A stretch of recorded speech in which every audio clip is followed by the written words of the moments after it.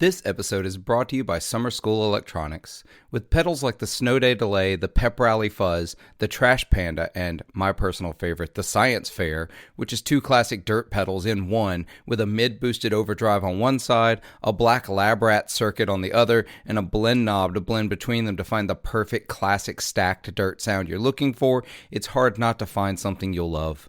Mark builds all of his pedals by hand in Syracuse, New York, where he also works as a full-time educator. In addition to the super fun graphics on their pedals, Mark also offers custom artwork. Want your dog's face on a pedal? He can do it. Want your face on a pedal? He can make that happen too. Go over to summerschoolelectronics.com and make sure to tell him that 40 Watt Podcast sent you.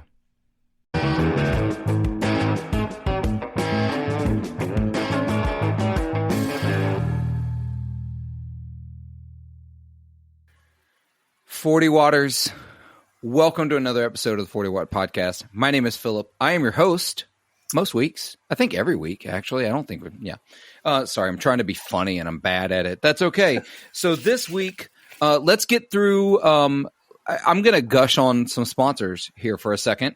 So we've got some sponsors of this podcast who help me keep doing what I'm doing. First of all, we have one of my favorite guitar brands. Y'all know I don't take sponsorships from a brand I don't believe in. And Barry from Grez Guitars builds incredible guitars. And this is where normally I would just keep talking and, introduce the guests later. But I know, Jason, you've tried some of Barry's guitars. Oh, they're awesome. They're amazing. As soon as you said Barry, I was like, yep, So yep. I own two of them. I have a Mendocino baritone that's over my left shoulder if you're watching on YouTube. And I also have a Folsom. Now, the baritone I ordered from Barry, got him to build it for me to my spec. The Folsom I traded into on the gear page. Yes, I do go on the gear page. Thankfully, no one over there has talked shit about my podcast yet, but we'll see. One day that'll happen. That's when I know I've made it. When the gear page hates me, I know I'm doing something right. Or when Reddit hates you. Oh, I just try to stay off Reddit, man. Reddit's a black hole. But I also have one of Barry's bass sixes that I found out today I need to move it on next month to another demo artist. So I've got a couple of videos I'm going to try to shoot with it before it leaves me. But Barry's making these incredible guitars. He's using reclaimed redwood in California. They're the lightest guitars I've ever played. I don't know how you make a guitar as light as he's making them. They play incredibly. They sound great. They're so unique. He also does, I've been mentioning this for a few episodes. I'll probably mention it again next week, that he has a whole gallery of some of the custom builds he's done that aren't just the Mendocino and the Folsom. He's made jazz arch tops. I have it on good authority. He builds acoustics if you pay him enough money. So go check out Barry. The links are down below. I love everything he's made. He and I are working on another project that I'm hoping to see fruition. We'll see when it gets there. I think I can say that. I think that's fair. Hopefully Barry doesn't get mad at me for mentioning that one. But we're working on something. We're cooking something up in the kitchen. Speaking of cooking, though, going to mention Summer School Electronics. Mark over there is another sponsor of this podcast. Just came out with the class reunion a few weeks ago.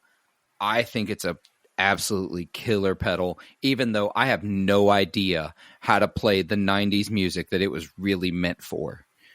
Instead, I'm using it on bass. I think it sounds fantastic as a bass drive. So go over, click the links from Mark, go buy. It's easier for me to just tell you to go buy a Summer School Electronics pedal. I know that Grez guitars are expensive. Talk to Barry. Get a build going. You deserve it. You really should. You deserve it. You survived. You're still here. Treat yourself. Treat yourself. Yeah. All right. So we're going to move on. This week, as I already mentioned, I got Jason from Working Class Music and Play. Jason, how are you doing, dude? I'm doing good, man. I'm glad to be here. Me too. I am really glad you're here. We keep trying. So both of us work full-time jobs on top of this YouTube podcast thing. And we get exhausted. It's like we've meant to record a few times, and by the end of the day, we're both like, dude, I will be worthless for this. So it's like, this will not be a good podcast if I... Right. Absolutely. But you're a returning guest, which means you're now in my arsenal of people to bring back for topic episodes. And this is a topic episode. Listener, you've been warned. If you don't like the topic episodes and you prefer meeting brand new people on the podcast, well, you should listen anyway. So, Jason, we got to talking. You've done a video on it already. The Strymon Big Sky MX, I think is the official name of it, has come out. Yep. Going to get a couple of things out of the way before we get into this topic. Number one, I haven't watched your demo yet. I'm going to. It's on my agenda. But two, I haven't watched any demo of the Big Sky MX. You want to know why? Because I had a Big Sky, and I already know it's going to be incredible. I have zero doubts about the quality, the sound, the features, any of those things about this pedal. But it's expensive as shit. My God, $680. Let's talk about that. Yes, let's talk about that. Where do you want to start? When is too expensive too expensive? You know what? I'm going to answer that question, not with a question, but with an answer. Hopefully. I'm just going to state my case with this. If you haven't watched my video, go and watch it. It's awesome. So that I have no doubt it is. All of your videos are awesome. Y'all, by the way, Jason's links are down in the description below. Please go follow. I'm going to include all of them that I can think of when I write the notes. But I'm going to say this. To me, too expensive is when the perceived value doesn't meet the price. Okay. And for me personally, and surprisingly, I think I just got one bit of blowback about it today in the comment section on my video. Really? Like someone don't read the comments. Oh, I do because I like to engage with people. Oh, like I really do like engaging with people. But he just left the comment like 680, and I just was like question mark. And I'm going to say this because I did the written review of it, and here's my backstory about that. So we're finally getting into it. No. So I have the Big Sky MX for a little bit now. I have a really good relationship with the folks at Strymon, right? And I love them. And they trusted me to do this because obviously they could get bigger people to do this. So when I got it, the one thing that I was not aware of was the price, and then I learned the features, and then once they sent the embargo over and everything, I was like, okay, so I see the price. And at first I did a double take because I was like, yeah, it's $200 more than the Big Sky. Yep. However, when you look at all the features and the way that the perceived value of it is, for me, like, you're getting two algorithms at once. That's the main selling point. And for me, someone who loves a lot of ambient, shoegaze, post-rock music, I already use two reverbs. I actually use more than two reverbs. Yeah. I'm pretty sure on my main board, I have 3 reverbs, maybe 4. Yeah, that's a different story. So the fact that you can do 2 reverbs at once, one, and then not only that, but you can run in the series, parallel. You can pretty much, do whatever you want. That to me, I was like, okay, that's a selling point. Because, obviously it sounds good. I was like, okay, that makes sense. Because if you take the Big Sky, right, and you take any other Strymon reverb, and I'm just using Strymon to be fair. Right, because that's the topic currently. Yeah. So if you were to take the Cloudburst and the Big Sky MX, you would still be, if you were to take the Cloudburst and the Big Sky, you would be over the cost of the Big Sky MX. So many names. If you were to take the Blue Sky and the Big Sky, you would be over that value. And the thing is, I think what people don't realize is, you now have IRs, and that's a game changer because now you can still run 2 different algorithms, one being the IR and, whichever, and do whatever. So really it opens the gate for being something that you can shape in the long run, create whatever reverb you want. Right. And I think, the internet, they reacted the way they were going to react, and that's totally cool. Like I expected that, yeah, but I think people overreacted once you look at it on paper and what it's offering. Like, because we all know it's going to sound great. That's not an issue. Yeah, exactly. That's why I haven't watched the demos, but I already know it sounds good because I owned a Big Sky. I can tell you, like, I was legit surprised at how it was improved. Like, the algorithms have all been retooled. Some of them I don't have it on good authority to say this, but I want to say the V2 Blue Sky, the algorithms in that made their way over to the Big Sky MX, and then they tweaked the ensemble feature. And for me, like I said, those are just two features that I just discussed. USB-C implementation, everything else, an infinite switch, which I know some people are like, oh, but I wanted the third bank. And I'm like, no, you didn't. You didn't. No, you didn't. If you really do, there's an expression jack. Like, I just said that having not looked, but I know there's an expression jack. So, I mean, the thing is, here's the thing. Like, I don't think I mean, in terms of this pedal and what it's offering, I think it's appropriately priced. Like, and I know I might get blowback for saying that, but like, if you're looking for the end all be all, and like a reverb is your favorite effect, like it is mine, like, yeah, that makes sense, because there are reverb pedals that cost way more than that. Yeah, and I own one of them. We're going to talk about that. I'm going to grab something real quick. But because we're going to talk about the whole reverb IR concept as well. Give me 1 second. I'm going to grab this. Listeners, I know that you're going to get a couple of seconds of dead air. It's fine. Because I have to take my headphones off. I don't have a reach far enough. But it's worth talking about just the cost of things in general, but then the amount of work that goes into these kinds of things. And I love the fact that you brought up that the Big Sky plus a Blue Sky, in order to get two reverbs at once of similar quality, the idea that's going to be more than you're already paying for this one pedal that takes up less space, does it in a more efficient manner. And we really need to talk about, they finally introduced a screen I can get behind. Yeah. No, that's a massive deal to me, because that was my one, when I had the Strifecta, when I was using that as part of my pedal board, the thing I hated was that I was not comfortable manipulating things on the fly, because the screens they gave me did not give me enough information at any given time for me to know I was adjusting the thing I wanted to adjust. See, I came from the school of thought from the timeline. So I learned how to use the timeline, and like I could dial things in like that. For me, the timeline is super easy. So with the original Big Sky, I was already familiar enough with it, and I like reviewing, like I like being familiar enough with it to create the sounds and whatnot. But the Big Sky MX, so much easier to use, so much. And like, it can't not be easier with that screen. No, but the thing is, like, when you get it, like, I literally was just like, I learned the basics, and that's all you need. That's literally all you need. It is, it is stupidly easy to use once you learn the basics.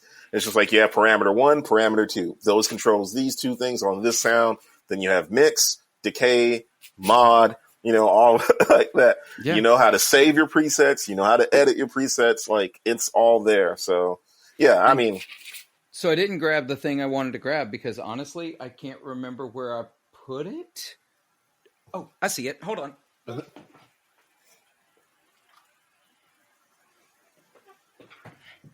Okay, there we go. Dead air over. So I feel like in order to talk about this pedal, and y'all, this is going to lead to a bigger conversation about the price of gear in general.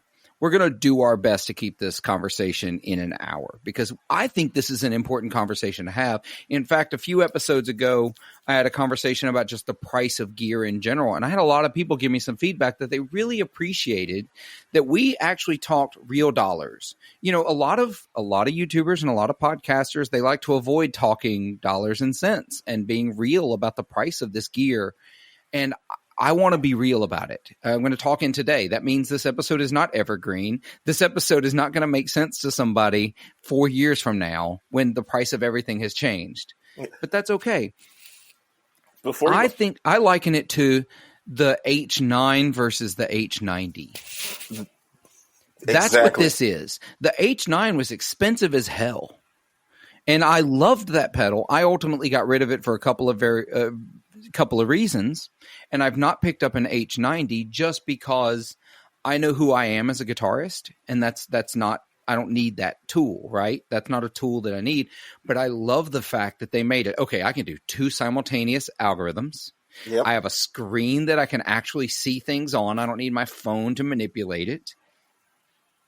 And honestly, they updated things. It just sounded better. Well, before we go on, I'm just going to say this to the listeners. Just to get this out of the way, I love Strymon, and everything I'm saying here is me not being paid to say any of this or anything like that. Yeah. I just want you just to get that clear. Because I know there'll probably be inevitably someone's like, oh, they're paying him. And it's like, no. Well, I'm just a fan like everybody else. If you want even more, I have no interaction with Strymon other than I've met a couple other people at NAMM. That was about it. Like I had a brief in passing introduction, right? Mm-hmm. But the first expensive pedal I ever owned, and by expensive, I'm meaning more than $100. Because I feel like in the 2000s, when I first bought most of the pedals I used for 10 years, they were all under $100. I was thinking $75 was a lot of money to spend on a pedal in 2006, right? Mm-hmm. I bought, when it came out, the El Capistan, the original El Cap. And it completely changed my world for understanding delay. Because before that, all I'd ever played was the DD3 and a DD5, because that was the delays that were accessible to me where I lived, where I found things. And I ordered the El Cap, and it was so expensive at $200-$300. I don't remember exactly how much it was when it came out, but it was the first delay that made sense to me. It was the first time I ever really heard an emulation of tape delay and understood that tape delay is the delay I like. It's what I hear when I think of delay. But could I afford a tape delay then? I mean, I shouldn't own. I own 2 real tape delays now, and I shouldn't. There's no good reason. I have them because I like having them. Yeah. And they sound great, and I do play them. I've gigged my tape delays. Actually, I've gigged my EP2 style tape delay. I've never gigged my RE201. I do not trust it enough to gig. That is a finicky piece of equipment. But pedals can be expensive. And if you want to believe that there is a cheaper pedal that sounds as good as the Big Sky at what the Big Sky MX does, you are welcome to believe that. Go ahead. No. Yeah. I will say this. I know that some, and I'm not pushing back on you a little bit. Good. You're good. I know that is a bit subjective, and I will say this as a reverb snob. Uh-huh. I wholeheartedly agree. There is right now there isn't a reverb pedal that sounds better than the MX, the Big Sky MX, and I can say this after sitting with it for a little bit. Yeah. Like they took the Big Sky, and for lack of better term, they made it bigger. Yeah. But I feel like the most immediate comparison would be the Maris Mercury X. Yeah. But it's a different animal. Well, and that's the thing. People don't. Here's my thing, and this is probably going to be what you can clip. I think we are beyond the point of people saying pedals are too expensive. If you're willing to spend $5,000 on a Klon, if you're willing to spend $600 on a KTR, there is no way that you can sit there and justify, shitting on this reverb pedal that, does more than those pedals do. Right. Like, I get that people want, like when I look at the H90, which I have one. Yeah. I know you did. Yeah. Well, it's sitting back there. I look at that and it's just like everything that you can do, it makes sense. And I think we're in an age now, like where you, the customer, like people are going to call shit when they see it. And Yes. if it's, if it's one of those things of like, hey, I'm making a clone and I'm charging you like $1,200. No, that doesn't make sense. Like, and I think the thing is, as much as pedals have gotten expensive, pedals have also come down. Like, there are brands that realize that. My favorite as of recently, the Walrus Audio Ambient. Like, you can get an ambient reverb for less than $200. That sounds just as good as some of like the $300-$400 reverbs. We'll be right back. This podcast is supported in part by Stringjoy Strings. I'm a snob, at least that's what people tell me. I'm never okay with good enough, and that's where Stringjoy Strings come in. They're better than good enough. They're the best. Stringjoy are making some of the finest strings available today right up the road from me in Nashville, Tennessee. They offer custom sets, balanced tension, coated strings, the works. If you need it, they can probably make it happen. You should be using Stringjoy Strings, and if you're going to order from them, you really could help this podcast out by clicking the affiliate link down in the description or show notes below. You get amazing strings, I get a little bit of that back to help the show keep going. It's a win-win situation. Get your Stringjoy Strings today. Yeah, exactly. And if all you want is a great spring or room reverb, there's zero freaking reason for you to, one, go after something like the Big Sky, the Mercury X, the CXM 1978 like I have. Don't get me wrong, the CXM 1978 is the best room reverb you're ever going to have, but you don't have to go there. You can go, like, my favorite when people tell me they just want a simple reverb. They just want a basic I don't even send them Boss. I think the best basic reverb pedal is a discontinued pedal by Wampler called the Reflection. Really? I have a demo on my channel of it. It is a great spring, room, and hall reverb. Very basic, 4 knobs, 1 switch. It can be found for like $80 used, $90 used. I haven't looked. Actually, you know what? This is one of those episodes, since it's a topic, I'm going to actually look it up live. As of today, we're recording on, what is it, May 9th? Yes, because tomorrow is my sister's birthday. Oh, nice. Happy birthday to your sister. Yep. This will come out on May 10th. You can get a Wampler Reflection for $85 and $10 shipping. You can get that until Josh Scott finds out, and then it's just like get one now before Josh Scott talks about it. You know what? 2 things to that. I would say, because for those of you who don't know, which is probably everybody, I work music retail outside of the whole YouTube thing. So my life is literally recommending gear to people. And honestly, and this isn't just me being another one, but I think the best sounding, quote unquote, affordable reverb that I've heard is the Walrus Audio Reverb. Like, if you want a basic reverb that's like hall, plate, and hall, plate, and room. I should know this. Those 2 I know, hall and plate. Like, it's hard. Is that the Fundamental series? Yes. So hall, spring, and plate. There you go. Yeah, and it sounds awesome. Like, I think the Fundamental series, and that's the beauty of it.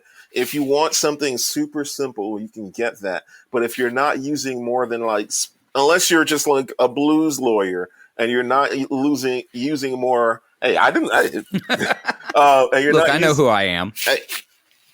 I mean, people always like, Jason, you're a worship board, yada yada yada. And I'm like, bro, I'm an atheist, but but like, if you don't need any, like, for me, it's kind of disheartening and intellectually dishonest for people that are going to shit on this pedal when they don't use more than, like, a spring, hall, or plate. Right. Like, yeah, it doesn't make any sense. It's not for you, and that's okay. That's not making your value less. This is for the people who need the tools that are available in it. Now, I want to start us in the deviation from this path, because right now we're just talking about the Strymon, which Don't get me wrong. Will I probably end up with one of these Big Sky MX at some point to try out? Absolutely. I will You probably will. end up with one at some point. You will. I'm going. You will. Like this. Joan of Arc, our friend, she's been avoiding watching the videos, and she watched mine, and she was like, "I shouldn't have watched this." No, she shouldn't, because that's up her alley. Well, here's the deal. I know who I am in my practical musical world, and this is a slight deviation. I promise I'll take 30 seconds for this. I know who I am in my practical application of pedals. I need a guitar that I'm familiar with and love. I need an amp that I love, because I am not an ampless player. I do it when I have to. I prefer not to. Most of my gigs, I take an amp. And I need just a couple of things. I need something to push the amp into overdrive or to just be in overdrive. I need a good basic fuzz. And that's not even like a set in stone. That's a luxury if I can have it. I need something with some wobble, whether that's a tremolo, rotary speaker. Those tend to be where I go for it. And I need a delay. And it doesn't even have to be a fancy delay. In fact, one of my favorite simple, just give me basic delay is like the Mythos Oracle. Like, just give me an analog delay. That's all I need. Anything beyond that is fun. But I know that I also like to experiment and create soundscapes. I like to create, I love creating ambient textures. I'm not good at it, but I love doing it. In fact, I'm thinking about putting a board together just for that, just to be wild and crazy out of stuff that I've just got laying around. So I know who I am. The Big Sky is not targeted at me. It'd be a fun tool to have if I can afford and spend the extra money for it, but it's not a tool I need. For people that play the type of music you play, Jason, it's an absolute necessity for the sounds you create. And the better those sounds can be, that takes money in technology, that takes money in parts, that takes money in distribution, that takes money in marketing, because nothing exists without marketing in today's society. And I really need the society of people who say, this happens mostly with overdrive pedals, well, I can rebuild that with $40 in parts. I'm a jump in right here, because here's one thing that I'm more privy to than a lot of other people, and I don't go back and forth in a negative way in the comments or anything like that. But here's the thing people don't realize.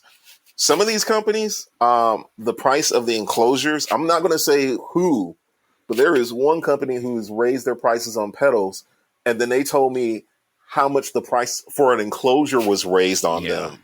And I was like, damn.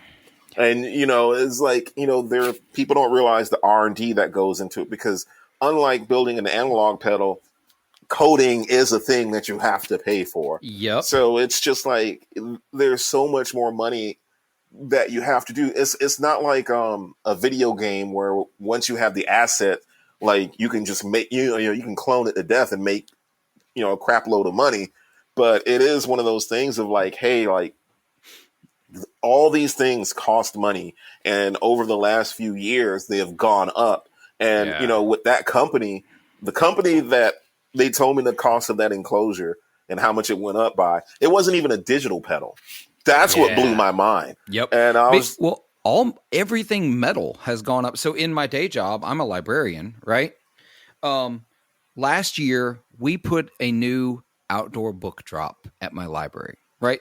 I'm literally talking about a metal shell that you put a cart in. You can't get much simpler. $10,000. No. $10,000. Man, that hurt me in my soul. Right? The cost, y'all, this is where we live. This is what it is. Things are expensive. Luckily, I'm also in a similar position that I know pedal builders and I know amp builders, and I talk to them about the cost of things, right? We won't even talk about the cost of good wood for cabinets for amp builders, how much that's gone up. By the way, the number one cost in a lot of amps is the chassis and the cabinet to put it in. That's the biggest cost. And then transformers after that. But pedals, the screws they use for pedals have quadrupled in cost. Mm-hmm. The screws, which, okay, you think, oh, well, there's 4 screws in this pedal. There's no big deal. Yeah, there's 4 screws in this one pedal. When they release the pedal, they have 100 in stock, so that's 400 in screws. Over the course of multiple weeks of a release, that's a small builder. If you're a big builder like Strymon, who has a big release, Jason, if you had to take a guess that we both know is a guess, because this is the kind of information most people just don't tell, how many Big Sky MXs do you think they shipped in the first week? Well, I will say in the first week, that's a good question. I'm not certain.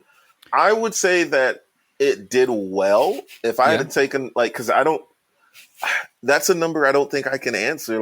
Not because I just I don't know what would be a good above average number for that.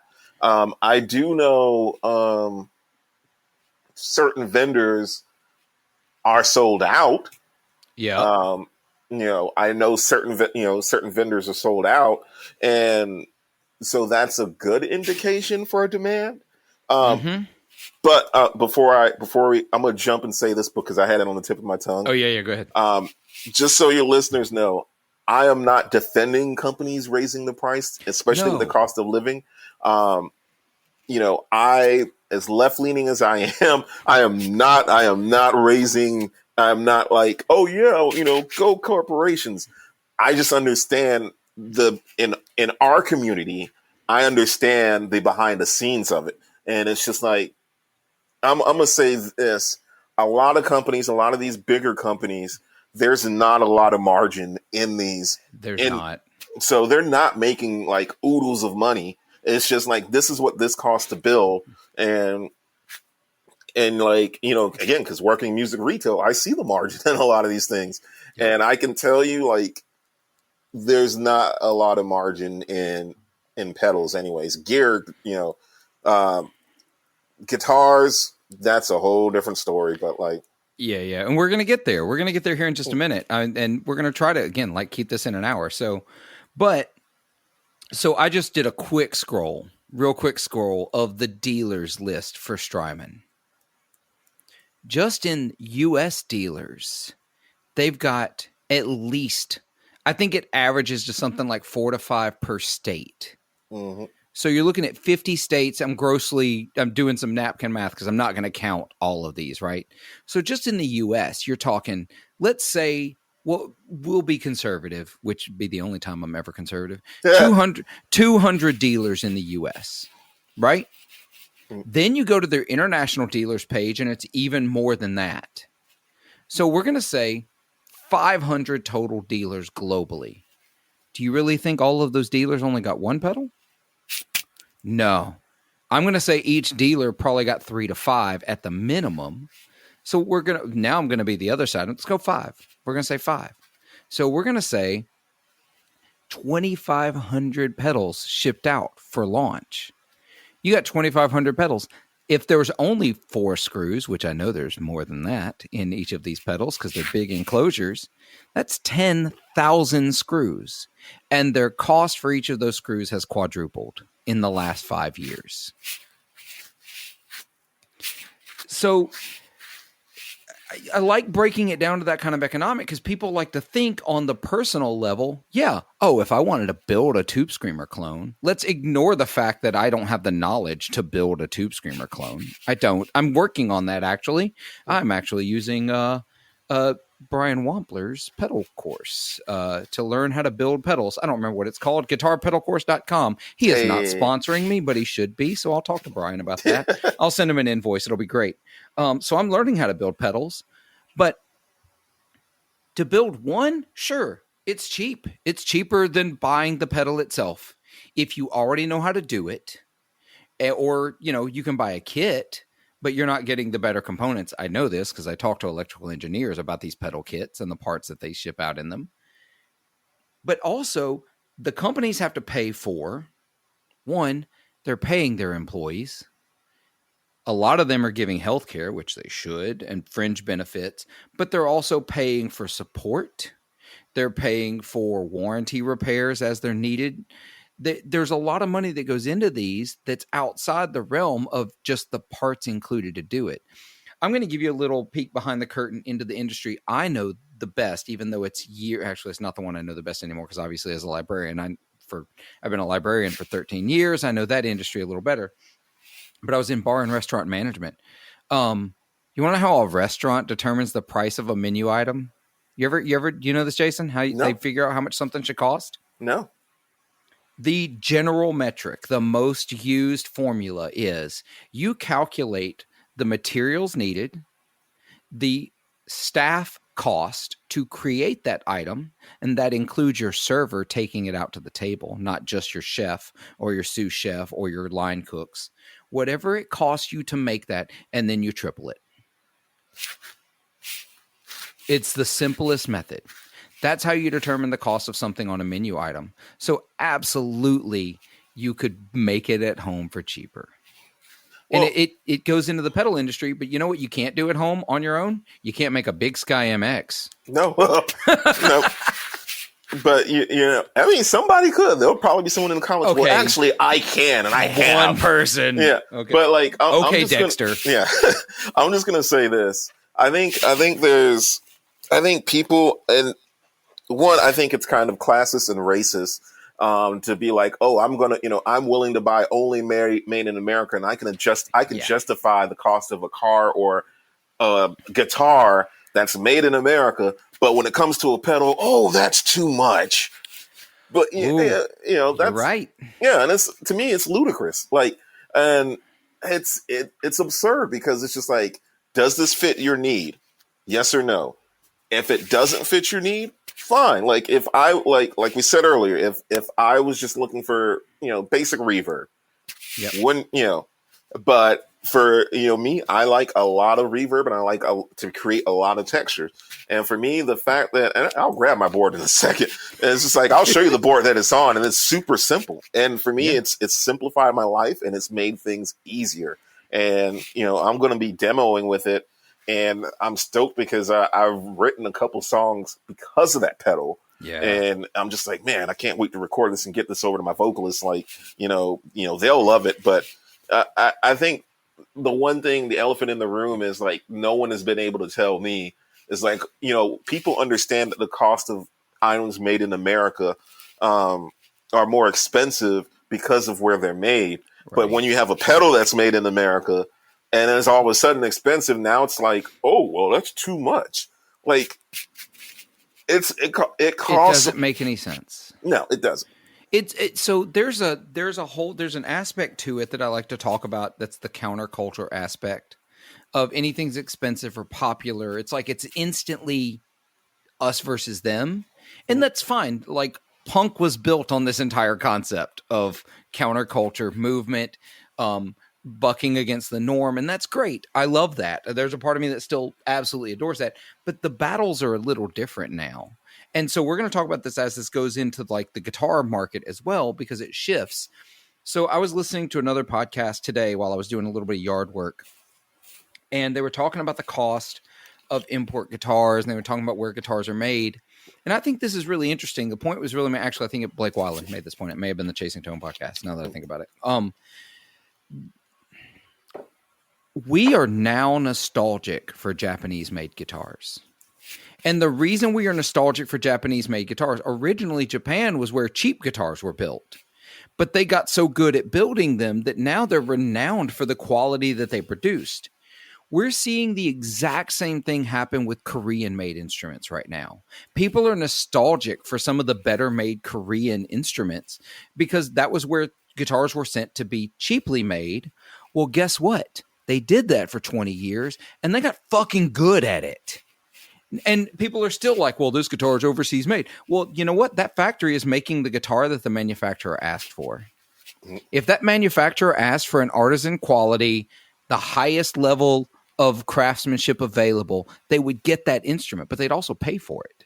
But that's not what they go to these factories for. They go to the thing we know them for is the thing they produce the most of, and that's quantity over quality. We need 100 of these in our store to be ready to sell, or we need to list 100 of these on Amazon to sell, and this is where I'm talking pedals, I guess guitars too. And now that's spread to Indonesia, and it's spreading to the other, Eastern countries that guitars are being made at. Guess what, y'all? And if you want to go back and find my episode with Ari from Hot Tone. We talk about this. There are absolutely custom shop level luthiers in China, Japan, Korea, Indonesia that can make an instrument every bit as good as any American factory can make it. But that's not what American companies ask for from Asian companies. So what's instead happened is we've created the xenophobic idea that instruments made in Asia aren't good enough because the cheap instruments that are being imported are sometimes sub-quality, or were. They're not anymore. Some of them still are. We're not going to talk about some of the Amazon brands because those people get wild mad. I'm not ready for that. No, But Squire is not the Squire of my youth. Epiphone is not the Epiphone of my youth. Well, and that's another company, which again, I will admit that I do have a good relationship with, and this is totally coincidental. To this conversation. The one thing I do love about PRS SEs, and I say this, keep in mind, I'm a Jazzmaster person. Yeah. But all of the SEs, they get a quality check and a setup at the PRS factory in America. Yep. So they are good to go. And Phil McKnight said this, like, on one of his episodes, and he said something similar to this because I don't want to quote him and, get it wrong. Yeah. But I mean, they're like, and I was telling one of my coworkers this, but it was basically like, he was like, oh man, because he sold his Vela and he wants a core now. And, he wants like, I want to say it was a Modern Eagle. And then he was like, yeah, but that's going to be, that much different. He was looking at a Custom 24. He's like, it's going to be so much different than, than a Custom 24 in the S2 line. And I was like, no, it's not. No, it's not. He was like, what? He's like, it's not going to sound that much better. I was like, no, it has a nicer top. It's absolutely not going to sound better, especially now. No. Especially now. No. And, he was like, really? I was like, yeah. I was like, don't get me wrong. I was like, the cores are fantastic guitars, but, is it going to sound better? Is it going to play better? Is it going to play double the price better? Probably not. No, probably.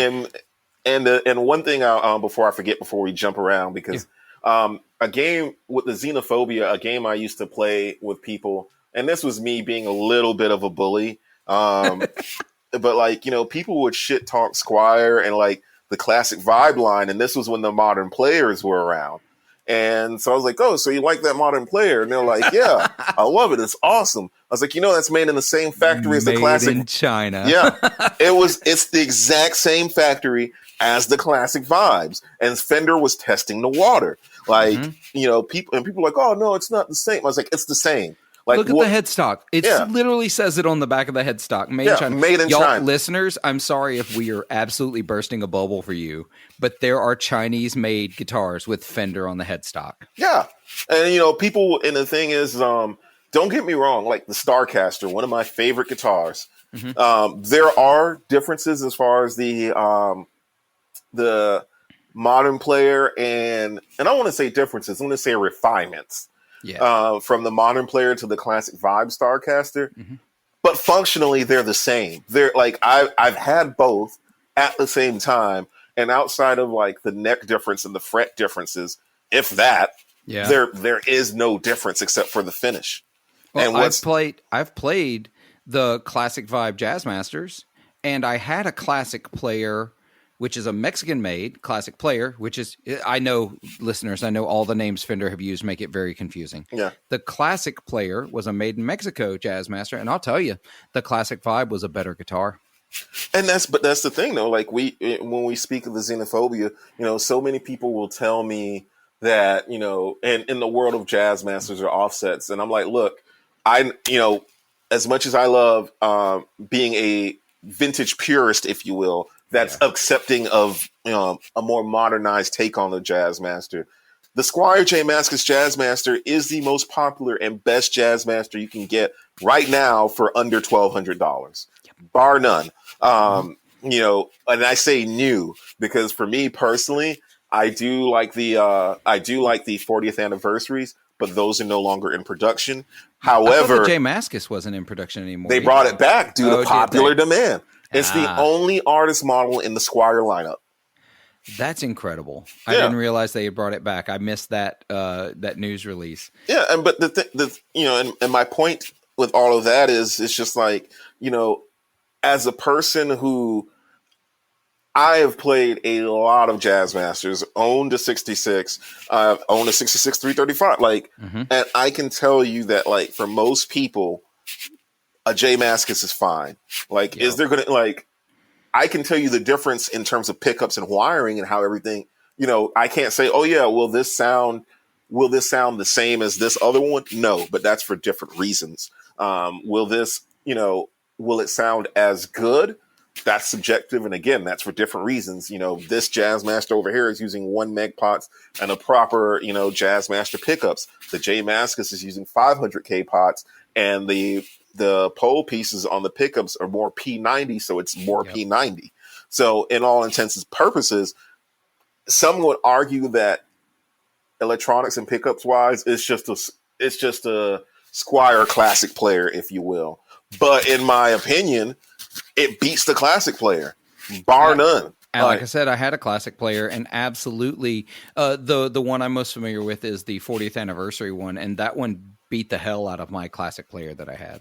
Yeah, that I tried really hard to love, and I tried really hard to soup up. I changed the pickups, I changed the pots, I did things to try to make it better, and just the Squire was better. Yeah, and the thing is, something that's funny, and since I don't, I can say this, people have the idea because it says Fender that this is better. Here's something you might not know, and something that, some people do know. A lot of the parts, and I will say this in particular because I took it apart, there was a FSR CME Jazzmaster, the Pacific Peach, and I took it apart, took out the bridge, and I took out the Verado assembly. It's the same as the Squire. It just says, it's the exact same one. Yeah. The exact same arm, the exact same collet, the exact same one. And, so I was like, so this is just a repurposed Squire part. Obviously, the difference is going to be alder versus basswood or whatever it was, and other things. Yeah. But does Before this... we get into the wood conversation. Yeah. We have to call Paul. We have to call... Yeah. But my point is, did that with the traditional Jazzmaster pickups warrant the $929 price tag? No, it didn't, because even that aside, I was like, the 40th anniversary, I get a tradition, I get a proper rhythm circuit. The pickups in there, they're proper Jazzmaster pickups, but it's the same parts. They just look different, right? And that's exactly it. And to further add to that, another reason why, with the I'll wait for that. Because I know we're going to get to that. Yeah. Well, I don't know if this is where you're going, but I feel like this is the natural progression.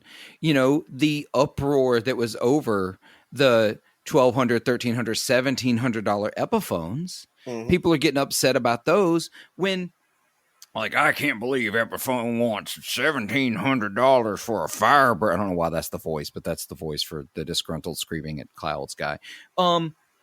Y'all, they didn't stop fucking making the $650 Firebird. No, they didn't. If you still just want the Epiphone Firebird, it is $649, brand spanking new. Buy that one. I had one. There's a video on my channel. I demoed it. It's an incredible guitar. See, I can't say anything because I'm kind of a hater, and I haven't played that Firebird yet. But I ain't gonna lie, I was kind of one of the people I don't know, $1,700. Well, here's the deal. Here's the way I look at it. Right. That's fine. If you just want a Firebird and that's what you want, get the $649 Epiphone Firebird. It's a great guitar. You're not going to get a gig bag. You're not going to get a case. You're not going to get US Gibson electronics. You're going to get a good guitar. Well, that's the way I look at it. But if you want some different finishes that are a little, I don't know if they're nitro or they're probably poly, but I don't know. I'm going to pull this up now because I need to know. But if you want U.S. electronics. You want a hard shell case. You want some custom finishes. Some of them that I think are really, really rad. You're going to need to go to the Inspired by Gibson custom shop instead of the Inspired by Gibson.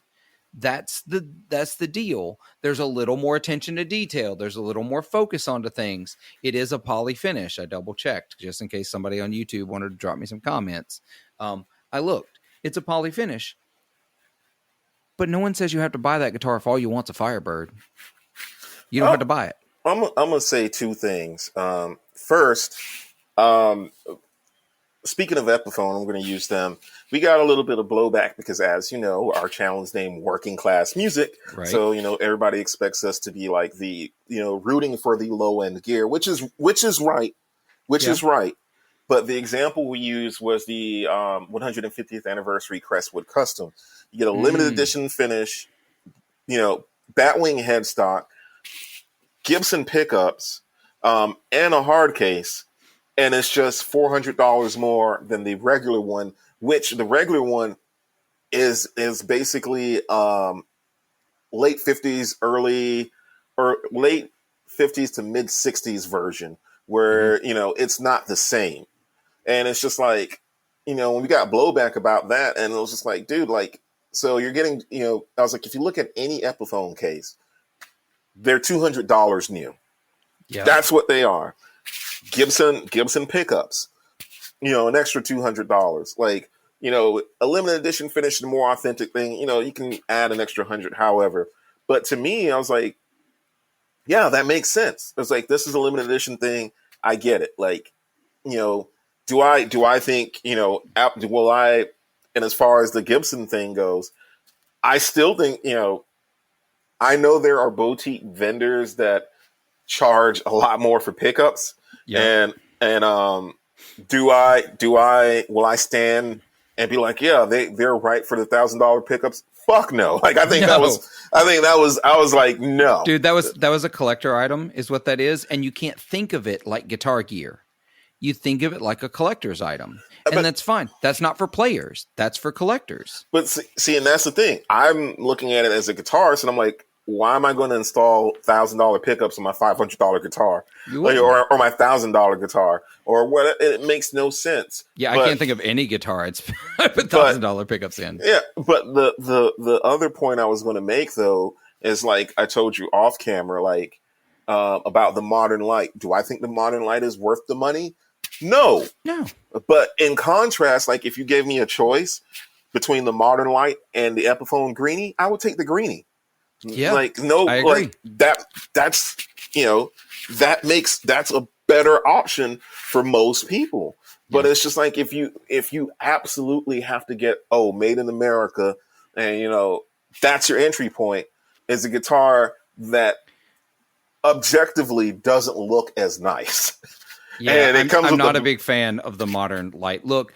But here's the deal. The other thing, and we talked about this also, everybody likes to make the Fender Gibson comparison as to cost. And I'm like, I'm not sure you can make that comparison anymore, because the cheapest American-made Fender guitar is exactly $100 cheaper than the cheapest American-made Gibson guitar. And that Gibson guitar is going to be a set neck guitar. Now, like we said off air, I don't think that's better or worse. I'm not advocating for one or the other. But what it is undeniably is a tougher build. It is a build that takes a different skill set, takes more space. You can't work on things separately. You've got to put them together, and you've got to move that guitar around and build it as one big unit. Again, not better or worse, just different, and it is a more expensive build method. And so you get into what I would consider the I'm trying to think of the best way to say this without coming off as denigrating, because I don't want to be, but like the American made Fender guitar for a more serious player. And I'm not saying that people that play Squires aren't serious players, because they absolutely are. There are professionals playing Squire guitars. But when you get into things like the American Professional 2, I think is what they are now, or the American Vintage reissues, you're looking almost the exact same price point as SG Standard, Les Paul Standard, you get into 335s, you're talking about a different price point, but still not astronomical. And it's easy for people to forget that before JC took over in 2019, a Gibson Les Paul Standard was $3,500, had dip switches and some ridiculous finishes. Y'all, if you like those, I'm sorry, there's no accounting for taste. But now you can get a Gibson Les Paul Standard for $27.99. Is that expensive? Hell yes, that's expensive. Oh, yeah. Do I think that's the right price point for an American-made set neck guitar with a legacy? I also still think it's the right price point. But, again, that plays a part into perceived value. And there's two things I'm going to say about that. Firstly, as we addressed earlier, there's the cost of materials, which have gone up. Yes. Do I think that justifies the rise in price on certain things? Because I'm going to say full transparency, I don't know the price and materials as far as Fender goes and why the American Professional and a few other things of theirs have gone up. Like, I can understand, like, with the Tone Masters, which they haven't even seen that much of a rise, like maybe a $50 rise. Yeah. But the other stuff, I don't understand it. So do I agree with those prices going up for what they're offering? No, because it's the perceived value. Like, when you told me that the American Professional 2 Jazzmaster was a $1,500 guitar, and now all of a sudden it's $1,900, but there's no difference, like, from when one was the other, then we have a problem, because that's the perceived value hasn't changed. However, on the other hand, take the revamp for the PRS S2s. Like, beforehand, folks looked at them as basically, for lack of better terms, American-made SEs. Like, they were American bodies, finishes, everything, but the guts of them were the SEs. So now you have a $200 to $300 price upgrade from the S2s, but they have the American-made pickups and the American-made wiring. And as much as people like to shit on birds, with PRS and whatnot, they are a boutique company in a sense, but they offer a line for, that's affordable. So the thing is, their pickups cost a lot of money. And, and we did a shootout. And I will say, from what I've heard, and I played it the other day, but there is a difference in terms of sound from the designed by PRS, and these are the PRS. So with that, what I'm saying is, like, okay, the $300 to $400 to get in a completely American-made guitar, that's the perceived value, because it's just like, all right, they upgraded these. I get it. Like, but like I said, on the other hand, when you have Fender just raising the prices and the value has stayed the same, and there's no perceived upgrade, then we might have to ask, like, oh, what are the prices looking like as far as, cost and whatnot?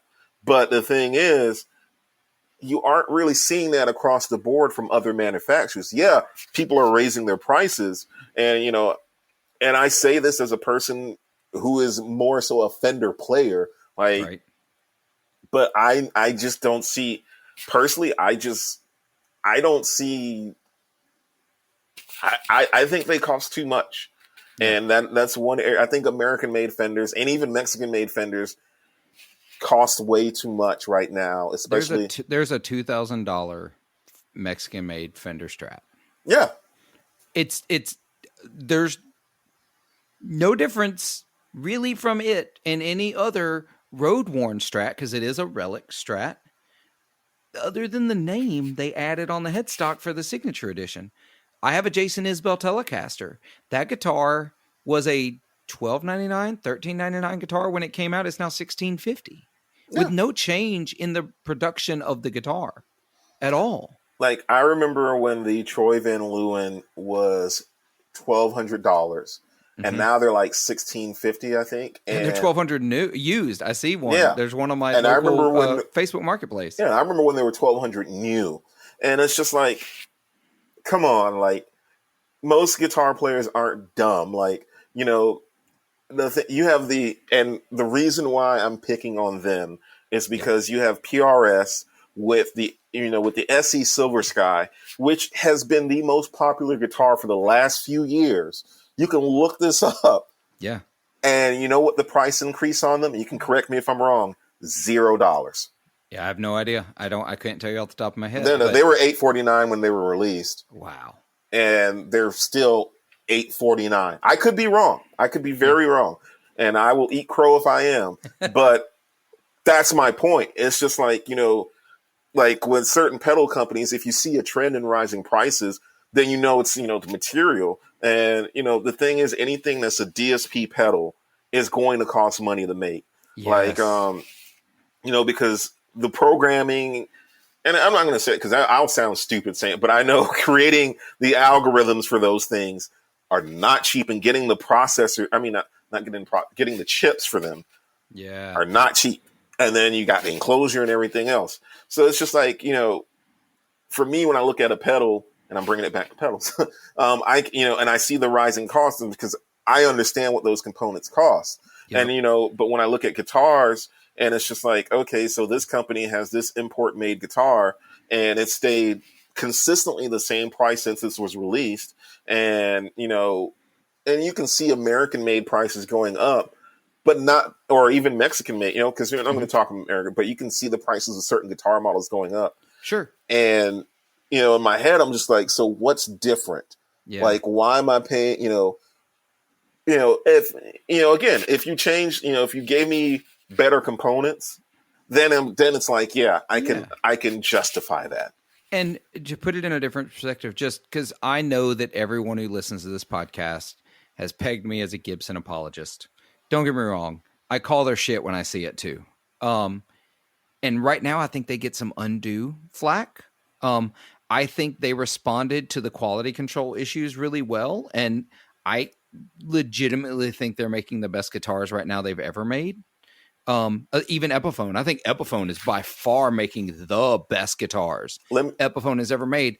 And so when I bought that Epiphone Firebird, don't get me wrong, I got a deal because I knew the guys at the shop, and they basically they didn't give me their employee discount, but they gave me a really good price on it. But when I bought it, they were $599, and that was in 2021. And here we are in 2024. Everything seems to have gone up. They're $649. They went up $50. Exactly. That's it. That's reasonable cost of production increase. Dude, as someone who is, I consider myself a big Offset fan, and obviously I'm a big Fender fanboy. Say what you will, but like you, I will call their shit just like I did for the last 10 minutes. Right. However, Epiphone recently, like last few years, have been making some of the best guitars that I've played. Like the Epiphone Muse, like that is the sweet spot. Like, and I really wish they didn't discontinue that line. Yeah. And it's just like, we got inspired by, and the thing is, again, it's the perceived value, because folks are typically used to associating Epiphone with beginner brand. So that, when they see something like, that Firebird for $1,700, they're going to be like, whoa, this is a beginner brand. Why? They're not saying it, but and they're not thinking it intentionally, but it's basically like, why am I paying this much for a beginner brand? Something that's seen as lesser, even though the materials have been improved. And even though this is a damn good guitar, in my head, because I associate this, the perceived value is beginner, inferior. Why am I paying this much? Despite the fact that it is one of the best guitars you can get. And, I would have, in fact, that Firebird, I gigged that Firebird. When I gigged that Firebird, my two guitars I took to gigs were a Novo and an Epiphone, and I played them interchangeably. And that's saying a lot, because a lot of people like to peg me as a guitar snob, but I think what really is going to happen, we've got to change our perception. It used to be that Squire, Epiphone, and some other brands that could fit this category used to be seen as, oh, that's a good first guitar. They're not anymore.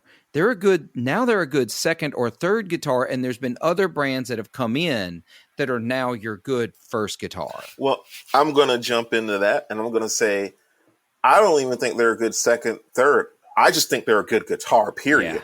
Yeah. Like, they're just a good guitar, period. And I say this as a person who has gigged plenty of Squires. And my band, Young Mountain, the last song we typically play, I'm playing my Squire Starcaster. Yeah, dude. That's and it, to me, it sounds good. It plays good.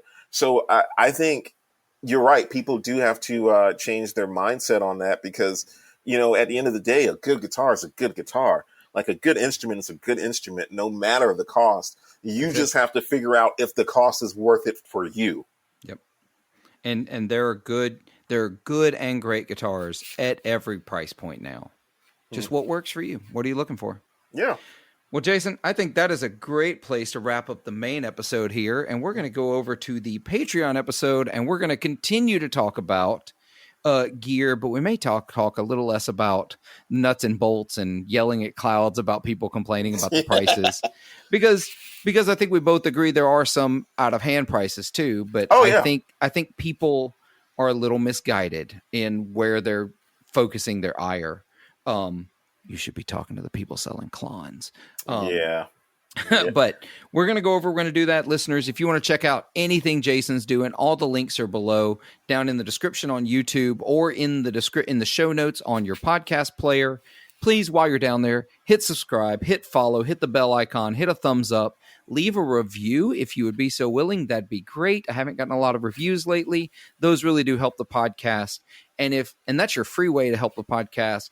If you want to help the podcast a little more, for $5 a month, you can get some extra content every week on the Patreon episode. And that's patreon.com/40watt podcast. It's super easy, and I really appreciate it. I love all of you. Thank you, Patreon supporters. Thank you. And if you want to buy my KTR, I'll sell it to you at a really good price. I'll put that link down below. No, I'm not going to put that link down below.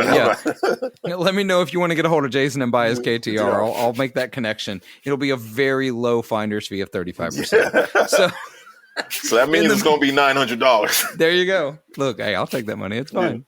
Yeah. In the meantime, listeners, be good to yourselves, be kind to each other, and make some noise.